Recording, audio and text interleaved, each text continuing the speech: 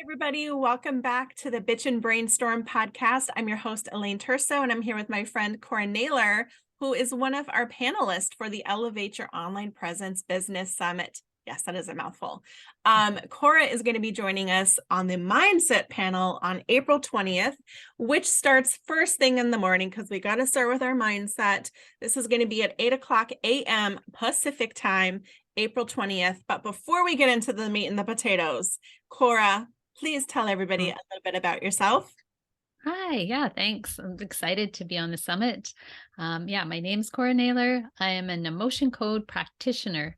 So for people who don't know what the emotion code is, it's a process for releasing negative trapped emotions. So whenever you go through events during your life, if you don't process those emotions, they get trapped in your body like little balls of energy. It could be anything to do with fears, anxieties, pain, mindset issues, all that sort of stuff, limiting beliefs, scarcity mindset, anything like that.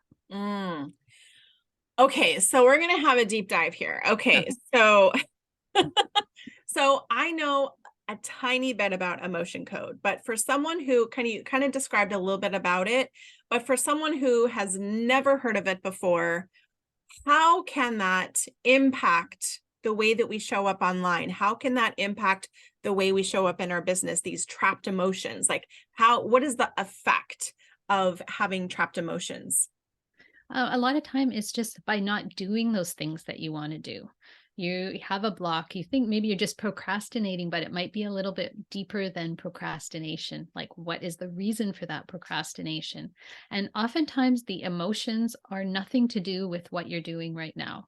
It's something that happened to you way in your past, a lot of times even prior to 10 years old. Could even be something prenatal. It can even be something that you inherited from your mom or your dad. Oh, wow. Mhm. So how do we release those trapped emotions then? Yeah, so with the emotion code, there is a process. What would happen if, say, I was doing a session with you, I get your permission and I connect to you by using muscle testing. If people don't know what muscle testing is, you can look that up on YouTube. There's lots of different methods for that. And Dr. Bradley Nelson, who was the inventor of the emotion code, created a chart that has 60 negative emotions on there. So we use muscle testing to ask your subconscious which emotions are causing the issue, and then we swipe them away using a magnet and it dissipates them, like releasing the magnetic strip on the back of your credit card. Wow. So how did you use emotion code? I'm assuming that you had your own experience with it and then said, "Oh my gosh, I got to help other people with that." Are you comfortable sharing about your own personal experience with it? Yeah, one of the things, years ago, I had been in a car accident. I got rear-ended 3 times in a row. I was in a Oh, whiteout on a freeway. And so for years, I needed to be driving. Wasn't a good passenger. Drove my husband crazy if he was driving when I was the passenger. And so I released the emotions that were around that experience. I still do most of the driving because he gets stressed out. He doesn't really like driving. He gets really stressed in traffic and he won't let me do any work on him. So I do the driving. But that was my first experience with it. okay. Yeah. Okay. Wow. Yeah. I can imagine that trauma that going Mhm. through that was like really hard for you too. And Yeah. how did that impact your daily life? Well, it was hard to get in that car for a while. I Yeah. mean, that was on the freeway. I was driving to work.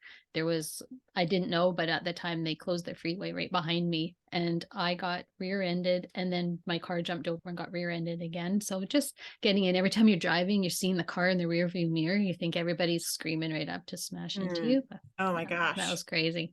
Oh my gosh, that's so crazy. So Mhm. how can we use emotion code to help us in our business?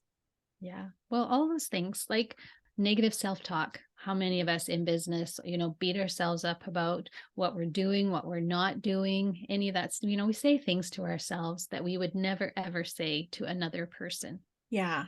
And there is emotion around all of that. So we can release some of that. So you can be a little kinder, give yourself a little more grace with whatever you're doing. That's one Mhm. of the things, one of the ways that we can move forward. Yeah. So I heard you talk about procrastination. Does it help with focus? Does it help Mhm. with um Yeah. I know, well, just because I personally know you, I Yeah. know that you are able to help people like before they go have a sales call or something like Mhm. that, being able to like release some of that um so that they can have a more seamless experience and I'm assuming their mind is not getting in the way. They're Yeah.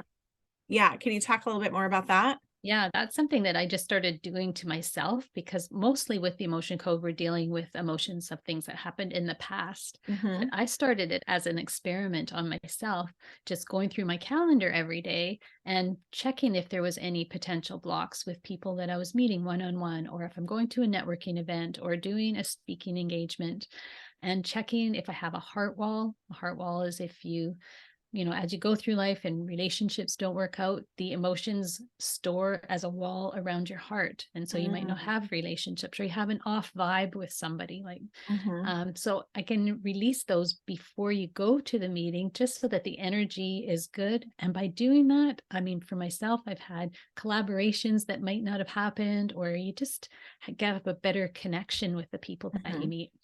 Yeah. So, one of the things people always talk about is, focus on the positive and just have a positive mindset. But when you have shit stored, it's really hard to just forget about it. And it's really hard to just like move on. So, I'm assuming the emotion code is not necessarily focused on have a positive mindset. It's more about No. let's actually deal with the emotions that are keeping you in that negative mindset and clearing that, I'm Yeah. assuming. Yeah. Yeah. Yeah. Releasing those emotions. And they can be different ones that come up for different events. Like every time you go through an event in your life and don't process it, those emotions get attached to an event. So you can't say just go through the emotion code chart and just say, okay, I'm just going to release all 60 Yeah. and I'm done. It doesn't Mhm. work like that. So Mhm. every time you go to do something, it triggers an emotion from a past event. And then Mm. that's the one that you're going to release. And so that's why a lot of this work is not necessarily a one and done. Yeah. Some things are, but some things are a continual thing. Like I work on myself every day because Mhm. there's always something that comes up. We, Yeah. especially as entrepreneurs, we're always going through different crap, and Mm. different crap comes up every day. Yeah. So this is not like therapy. This is not like going to a counselor and reliving all of your trauma. Is that No, correct? correct. Yeah. And the nice thing with this one is you don't have to remember the event either. Okay. And if, as the person that you're working with, I don't need to know the backstory. So Okay. that's a bonus. I think a lot of people are afraid to try the emotion code because they think they're going to have to spill their guts and tell me their backstory, or you have to remember it. For myself, I don't remember a lot of the stuff that happened when I was a kid when my parents split up. Mhm. And so to try and do any kind of talk therapy or coaching about that, I can't because I don't remember it. Wow. Wow. So how many emotions are there? On the chart, there's the main emotion code chart that has 60 negative emotions. Mm. So your subconscious knows which one to use. We have Wow. another chart that has some more on it that for trauma stuff as well. Wow. Yeah. So fascinating. Mm, So fascinating. Well, I am really excited to have you as part of the Elevate Your Online Presence Summit. I think that, we're going to have a really super fantastic conversation, especially yeah. because the people that we have on that panel are all stinking amazing. And I say that about everybody. Yeah. I haven't found one panelist yet that I'm like, you're a dud. Yeah.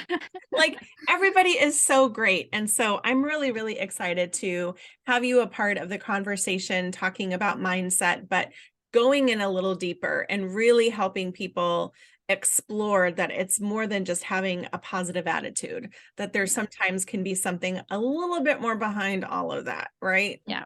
And that there is a way that you can release it too. Hmm. Yeah. Yeah, I think that's the important part is we just gotta, what do they say in Frozen? Let it go.